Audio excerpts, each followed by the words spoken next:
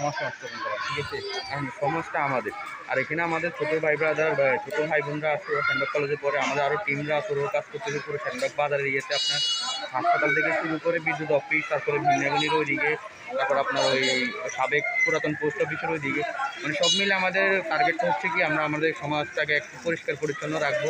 আমাদের আরও কর্মসূচি আছে, আমরা আপনার কিছু ঠান্ডার কিছু বিভিন্ন জায়গায় মূল পয়েন্ট আমরা ডাস্টবিন বসাবো, আর আমরা কিছু লিফলেট বিতরণ করবো দোকানদারদেরকে বা বাজারের মানুষ যারা জনগণ ওদেরকে জানুন তারা আমাদের রাস্তাঘাটগুলো পরিষ্কার পরিচ্ছন্ন রাখবে সর্বদা।